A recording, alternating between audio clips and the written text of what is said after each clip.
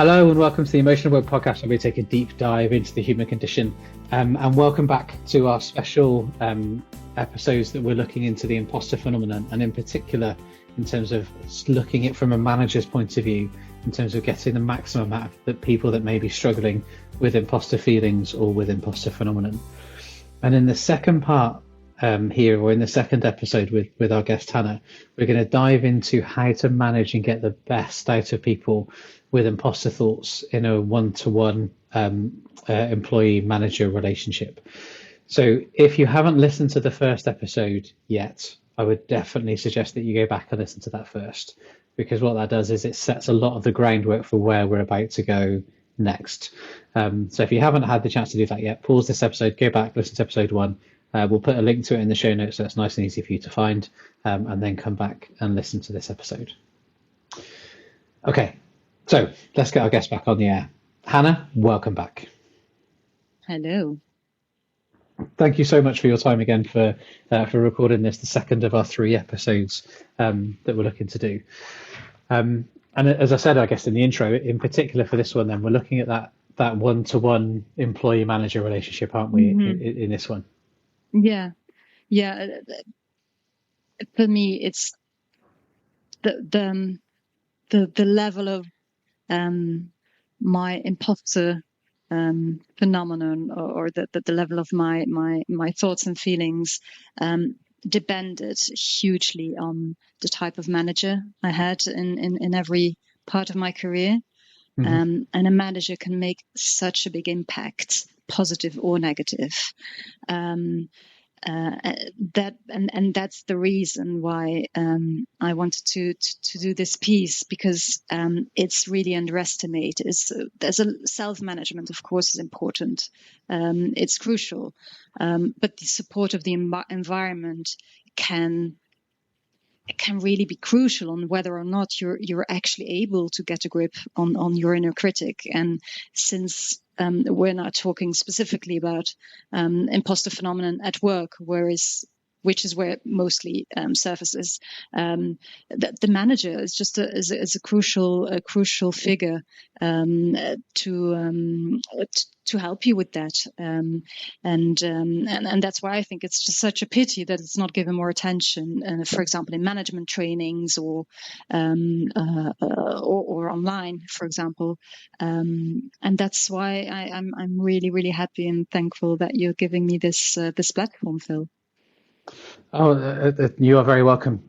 I think it's such an interesting and important area, and both our previous the previous episodes have been very popular when we've looked at imposter phenomenon, and I'm confident that this will rank up there with some of our most popular episodes. So no, it's really good, and you're absolutely right about that the importance of both the manager and the organisation, and if you're interested in some of those systemic elements, then that's something that Hanne and I discussed back in that first episode. So if you decided to ignore my advice, I will secondly and for the final time say go back and listen to episode 1 first. It's really good. Okay, so we talked about how important the manager is, and their style or their approach for people with imposter feelings. And again, in the first episode, you gave some wonderful examples. I say wonderful examples, some powerful examples of your experiences with imposter phenomenon. And then if we think about the manager specifically, what has maybe been a constructive experience for you in terms of a management style, and what helps get the best out of you when you were experiencing those imposter feelings? Yes, I've had experiences on every side of the spectrum, and I'm talking now about approach and style, and not about content or knowledge, because those two aspects don't always align. Absolutely. But in terms of my imposter, my inner critic was silenced most when I had a manager that showed me that they weren't a superhero themselves. And maybe it's useful to first go to what didn't work for me. Okay. The type of manager that I struggled with the most is what I'd call power managers. It's the type of manager that shows little or no vulnerability. And I'm not saying that, you have to lay it all out at each one-on-one that you have. I mean, a manager is not a therapist, and it's still a business relationship. But some level of vulnerability will create trust and will allow the person in front of you to relax and show that it's okay to bring certain subjects to the table. But what I also have to say is that what worked for me didn't necessarily work for my peers, and the other way around. And so for example, one of my last managers, a very intelligent, very high performing woman, and I think she considered herself a very good people manager, and she definitely had all the best intentions. And I'm certain she actually was a very good people manager for many of my peers. In fact, I know it; they told me. And so in one-on-one, she would give out lots of advice, tell lots of stories and examples of how she managed certain situation or dealt with certain things, but never so much with the aim to really get to know the person in front of her. And she really struggled, I think, to relate to profiles that were substantially different from her own. And she showed very little vulnerability herself. And so whereas I admired her, it never for a second crossed my mind to share with her any of my concerns or insecurities because I didn't trust her. I didn't trust that I wouldn't be judged. And so I kept it all in. And all I could see was, I looked up to her, but all I could see was what I would never be able to achieve. And so unintentionally, she had created the perfect environment for my imposter to blossom and to thrive. So I'm not saying she was a bad manager, but for me, and I think what great managers do is they adapt their style and approach to the person in front of them. And that requires a lot of empathy and a lot of true listening and true understanding. And that's definitely not easy. And I think there are not a lot of people that manage to do it. But so, yeah, what worked best for me was managers that showed me that they weren't superheroes. And that is just so freeing because it's very relaxing. And when I was able to relax, I was thriving and I was performing at my peak. So yeah, that was that made a huge impact on me. Okay, so there's one style or approach then which might be the superhero or the power manager that with the best of intentions says, I've got all of this knowledge, all of this understanding. I've made these achievements, so I want to share the experiences that I've had. They created the conditions that actually allowed the imposter for you to flourish.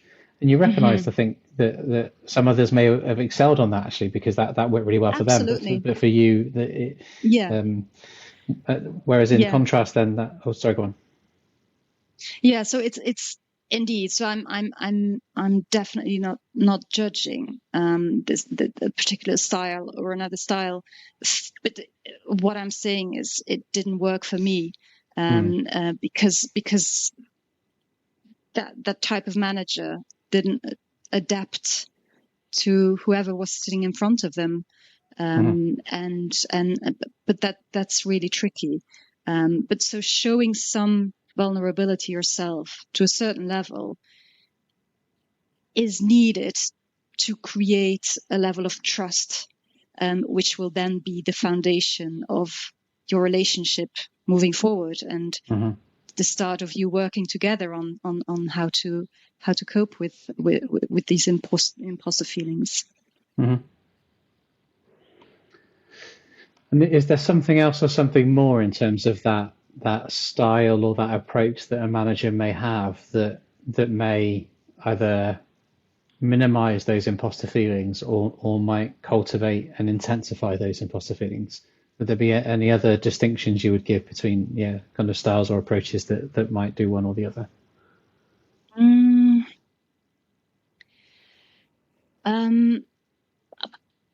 Well, there's definitely. I think I couldn't say that style or that style. I think it's very personal. Mm-hmm. What would be intimidating for me, or make my imposter feelings go out of control, might be very different to what this means for somebody else. And so I wouldn't like to pinpoint it on one particular style or one particular characteristic.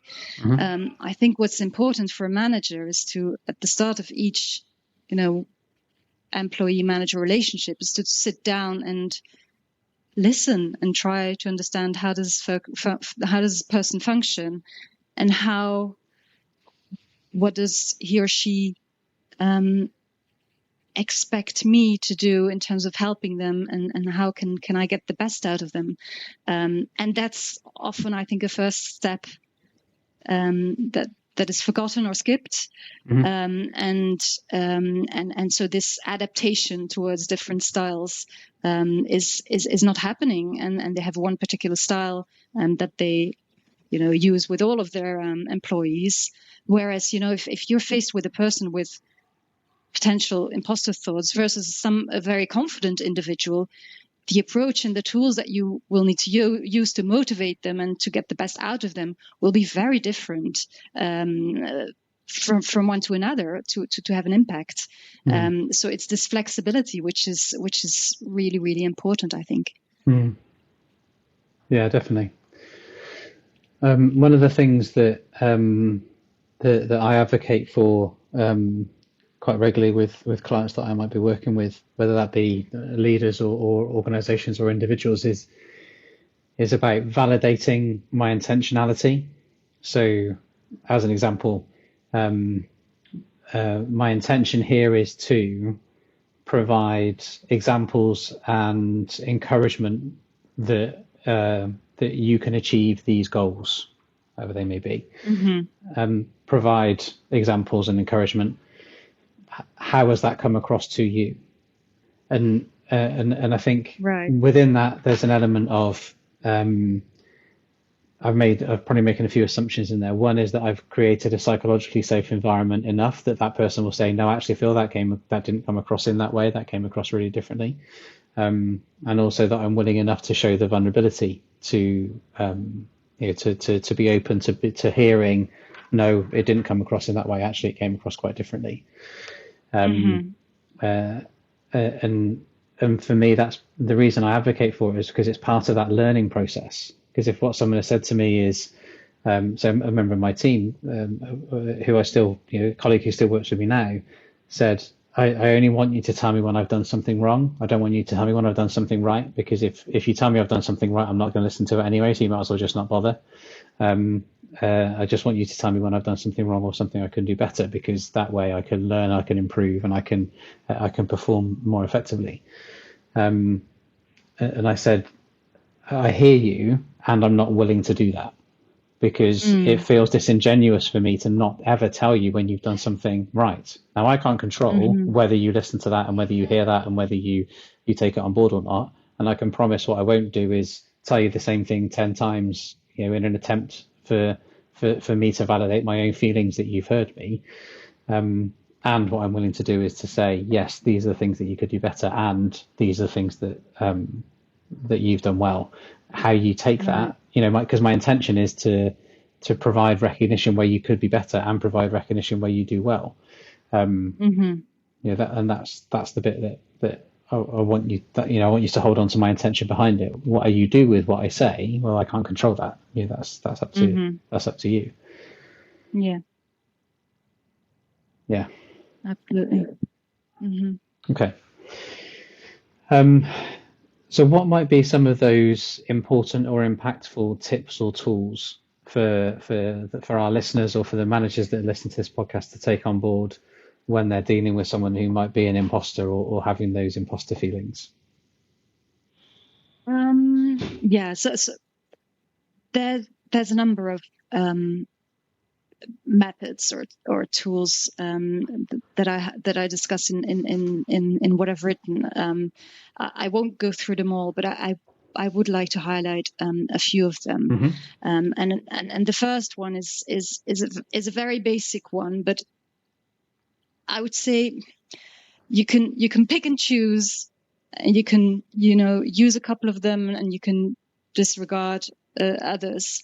But I think this first one is probably the one you can't skip, because it sets the foundation of all the work that you're going to do afterwards, and it's simply to bring it to the surface. As long as these imposter thoughts stay hidden, they will grow, they will fester, and they will become more and more overwhelming. And once they are brought into the daylight and they are recognized and they're given a name, this is immensely freeing. I remember the first time I heard about the imposter phenomenon, which was about 7 or 8 years after I'd started working. And I'd opened up to a friend, who was also a colleague, about the insecurities I felt and how I felt I didn't belong there, and I was just faking it basically. And he told me to Google this phenomenon called imposter syndrome, which I did, and I wouldn't say it changed my life, but it was definitely eye-opening. And I just couldn't believe it was actually a thing, and that I was not alone, and that there was even a name for it. And that just gave me so much relief. And it encouraged me to really immerse myself into the subject, and to start digging, and to start, just to start working on it. And so recognizing these thoughts, but also normalizing them, like there's many others like you, you're not alone, is just very, very important. And as long as it hasn't been brought to the daylight, it hasn't been named or recognized between the two of you, it's going to be very difficult to then continue working on it. And I realize that for a lot of people it might be tricky to how do I kick off this conversation, and they might feel like they're on wobbly ground a little bit, but you could just ask some friendly questions like, hey, I have the feeling you often doubt yourself, could I be right? Or, I think you're a real asset to the team, but I sometimes also feel like you underestimate your own value. Could I be right? So these kind of soft, easy questions, to nudge them into sharing and opening up about their thoughts. So that's really a starting point for any work you do on the subject. Okay. So the recognizing it, normalizing it, talking about it, making it, making it clear that it exists for others as well is one. Okay. So exactly. So now we're there, and we know, and this is it, and then we can start the real work, let's say. And the second one I'd like to highlight is all about, in the spirit, how do you say it? If you give a man a fish, how do you say it? If you give a man a fish, he'll eat for a day. If you teach him to fish, he'll eat for life. Thank you. Exactly. That's what I was looking for.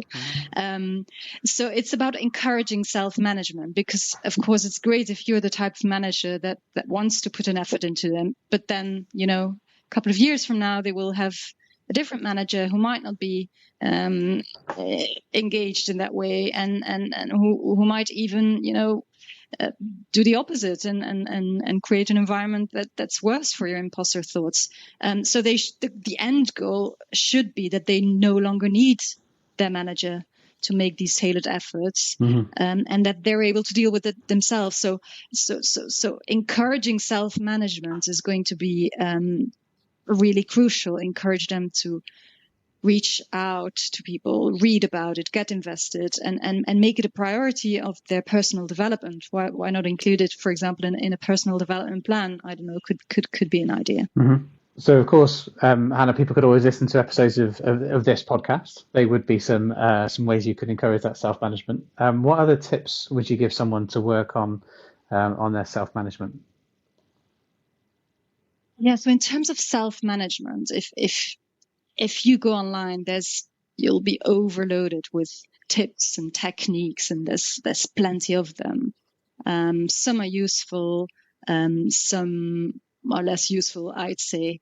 But if I'd have to pick the ones that are most useful to me, I'd say probably the first one is, again, like a foundational one, is you need to learn how to create a distance between you and your imposter thoughts.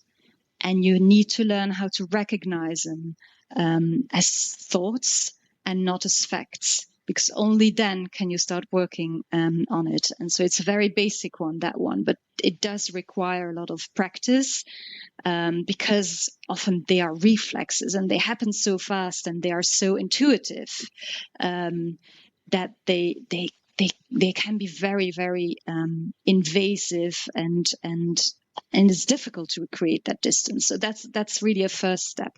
Recognize them when they pop up. Recognize them, set them aside. These are thoughts. These are not facts. That will not change your feelings, but it's the first step to then go working on how they make you feel. And the second one that I find really most useful is gather evidence.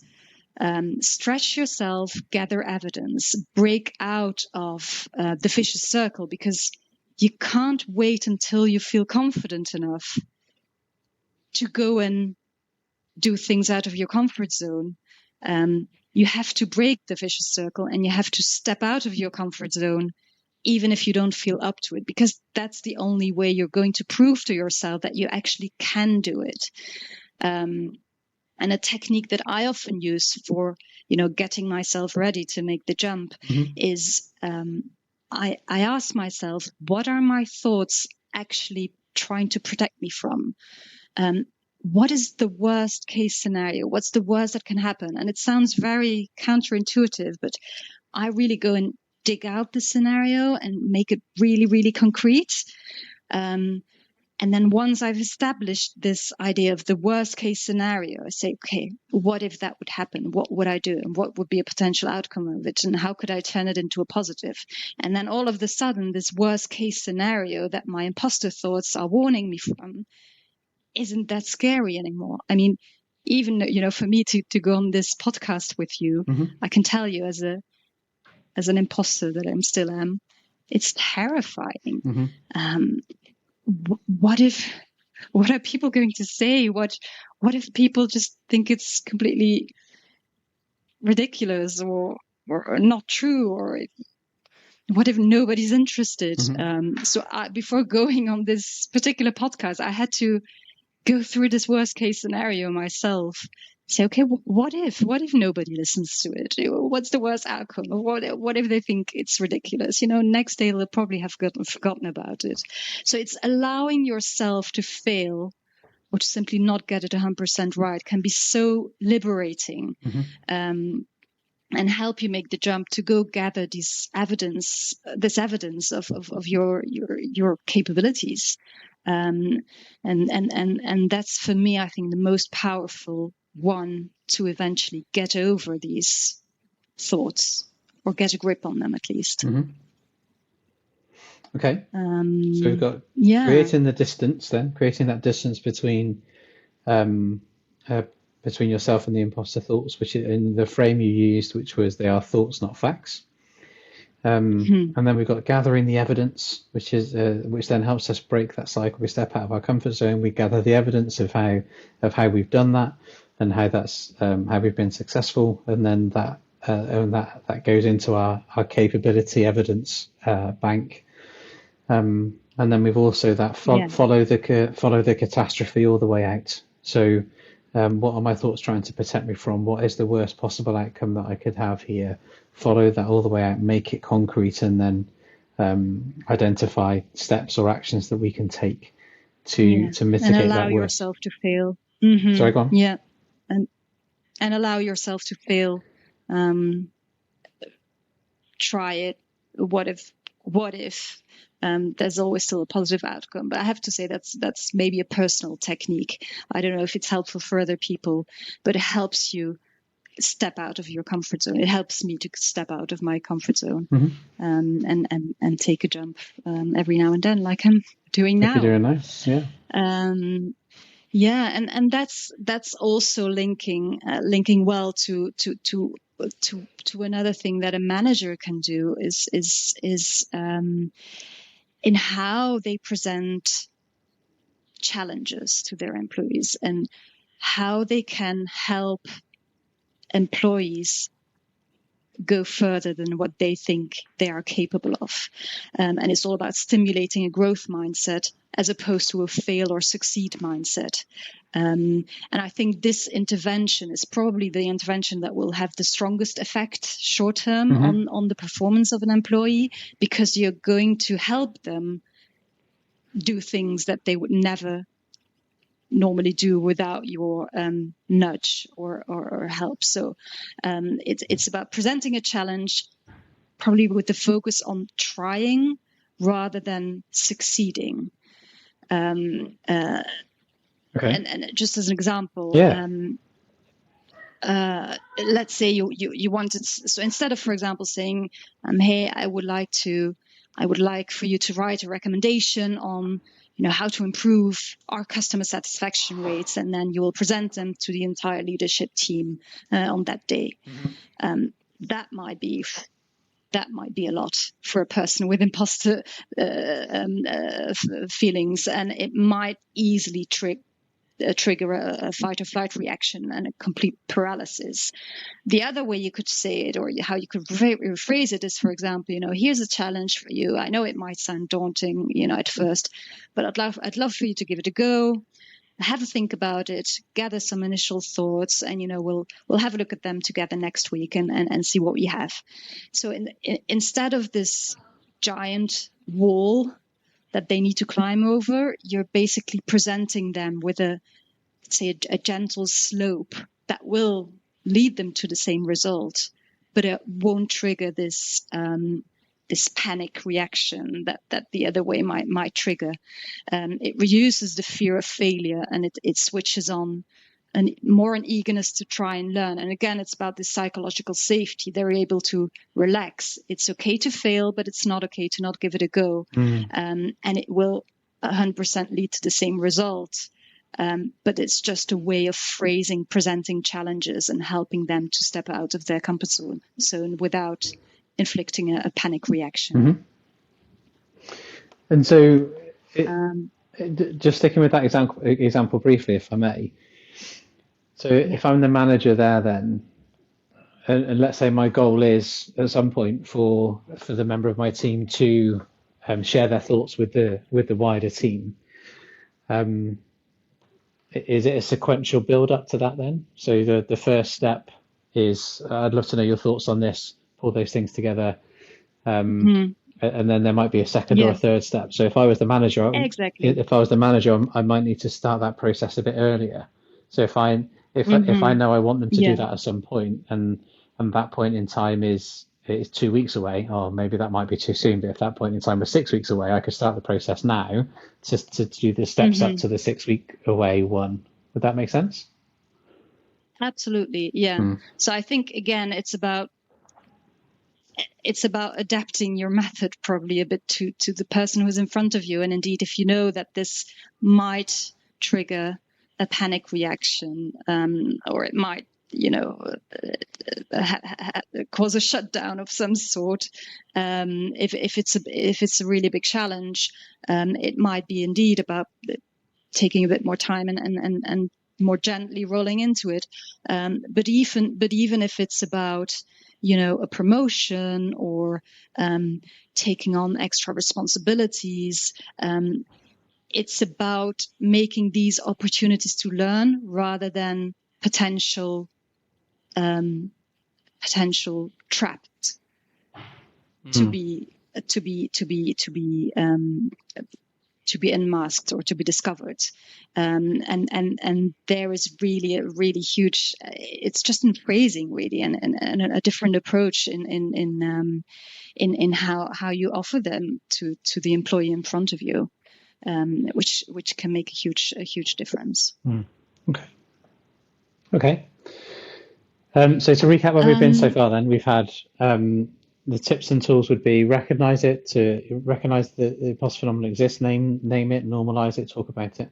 Second was that encourage self-management, and then the third has been presenting challenges with a focus on trying and on small steps rather than succeeding or doing everything all at once. Exactly. Okay. Yeah. So if I'm a manager, then what else might I want to think about in terms of a tip or a tool? Another important aspect of managing employees in general, but definitely when managing someone with imposter feelings is about feedback, whether it's positive or negative feedback. It's really important to be mindful of the imposter reflexes when giving. And let's start with, constructive feedback, or maybe something that they need to work on, improvement areas.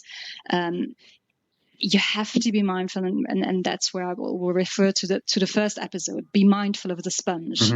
Master employees are hypersensitive to any form of criticism or feedback, and they will magnify any possible indication of negative feedback. Obviously, when you give feedback, whether it's in a formal or an informal situation, what you want is for the person to take on board the feedback and work on it while still feeling positive overall. And for them not to be devastated by it or be paralyzed by it. So if you deliver the feedback the wrong way, or if you're, too hard or too direct, and I've been as a manager in the situation where I had to deliver feedback really harshly, a lot harder than I wanted to, because the person in front of me had a very thick skin. It's some people just are the opposite.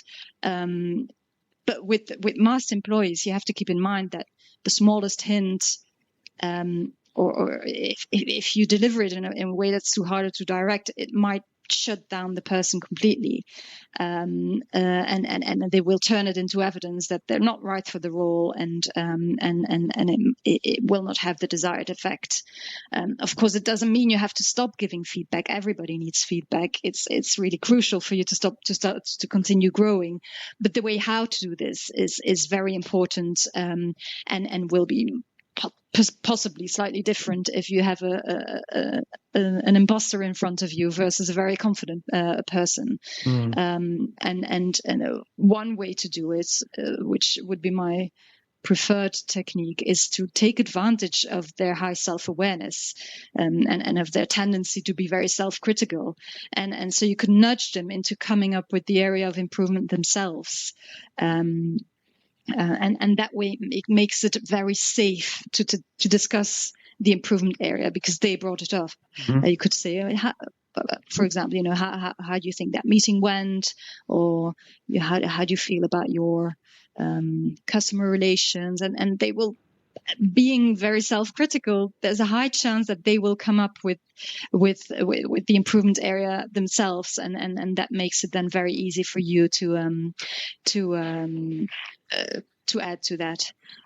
There's another, I think in quite a lot of companies, when they do their annual assessment or evaluation, sometimes they ask employees themselves to rate themselves on a couple of areas, and chances are that the employee, then the master employee, will rate themselves lower than what you would give them, and so that makes it, you could say, oh, I see you're quite harsh on yourself, and yes, I do agree it's an area of improvement for you, but I wouldn't be quite this harsh. But here's what we could do, and so it becomes a very, very safe area for you to give feedback on.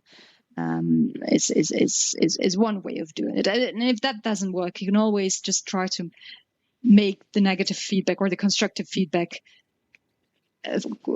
small enough and bury it in positives, and you can probably count on the mass employee to blow it up to the right proportion, so that it's not taking paralyzing, and that it's still overall a positive feeling. Okay. And so so you referenced the previous episode where we talked about the sponge then. So the reflex for that constructive feedback in terms Hmm. of this is something you could improve on or do better. Either Yeah. helping the master employee pull that out for themselves. What do you think? How do you think that went? What could you have done differently, better? Those kinds of things. Yeah. What about for those that might have the shield reflex then? How do we frame the feedback in terms if we need to be mindful of those reflexes when If it's giving? positive. Yeah. Yeah. Yeah. So yeah, a good question. So when the sponge you need to be mindful of, but the shield you need to be just as mindful of as well. Um, if you want to, give recognition or link a certain success to a person. So remember, if praise or recognition can easily be deflected by a must employee. However, it can be absolutely game changing when it's delivered in the right way, and delivering it in the right way. By that I mean when it is actually absorbed Hmm. by the person and not deflected. It can be a huge boost of confidence. What is important when you deliver positive feedback or praise to an employee is to attribute the success as accurately as possible to the actions of the employee. Hmm. So make sure there is a direct link that cannot be waved off. They cannot say, oh, that wasn't me, or it was just luck, or good timing, or Hmm. whatever. So making sure that it's very concretely linked to certain actions that of the employee is going to ensure that the positive feedback is absorbed and not deflected. And in that perspective, it can sometimes be better to choose smaller results, but that are a clear result of the employee's contribution, rather than vague or big results that can be linked to many other factors or many other people in the organization. So, for example, if you're in a meeting and you can say a simple praise like, "Oh, that was a very good point you made there. I hadn't thought of that myself." That can be so impactful, so much more rewarding than a tap on the back or a well done for a successful business year, which can be due to so many other things. Or if the employee makes a remark and you say, oh well, this is exactly why I need you on my team. It's a very clear link with something they've said, and it will ensure that it's absorbed and that it's taken on board, or direct feedback from a client on their work. Because the worst case scenario is if a manager is clearly unaware of what you're doing, but throws around compliments because that's what they've written in some book, because it might actually worsen the imposter feelings, because all of a sudden people are giving you credit for something that you didn't even do. So be very mindful of being very specific in the personal feedback. I remember once I was working in Geneva, and it was a huge building with lots of people, and so lots of people you knew vaguely, but not very Hmm. well. And I was walking down the staircase, and I crossed, I think it was a manager of my manager, so quite high up, and he said, "Hey, well done on this launch," or something. I can't remember. I mean, he clearly had no idea who I was. He'd seen me vaguely in one or two meetings, and it just made me feel worse, even if he probably thought he'd given out a compliment and check that's what I had to do. But I was like, oh gosh, now he thinks I've done this and I haven't done this, and he clearly doesn't know, what I'm doing, and it just made it worse. So that's probably the worst case scenario. So yeah, making sure it's always very well linked to a specific action that's when it becomes a boost of confidence and a positive outcome. Okay. All right.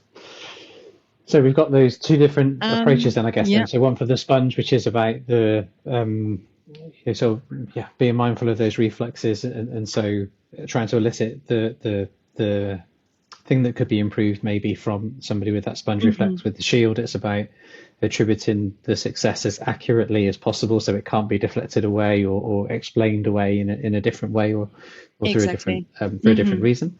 And if there was one more tip, then one more tip or tool that you could give for our managers, what would that be? Yeah, maybe one last one is we've talked in the last episode about how masked employees are excellent at hiding and staying under the radar, and they're really afraid of being discovered when they get exposure.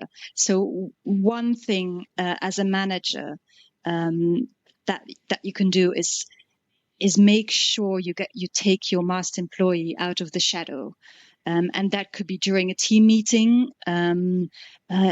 You could say, for example, hey, you said something interesting, very interesting the other day during our one-to-one. Would you like to share it with the group? It's a safe environment. It would be in a team meeting. You've talked about this subject with the employee before. You're validating that it's interesting, and so you're giving him or her a safe, occasion to get exposure, and it's something they wouldn't have done on their own. But you need to get them out of the shadow, because the side effect, or one of the things about the imposter phenomenon is it's huge hamper to an employee's visibility, and you need visibility in order to get new roles, get promoted, get recognized by people outside of your above your manager and outside of your team. So they will need to be nudged or pushed even a little bit sometimes to be taken out of the shadow. I remember at one point I'd done a project at a customer, which had been successful, and my manager wanted me to present it to the larger team, to show the great result and explain how we'd done it.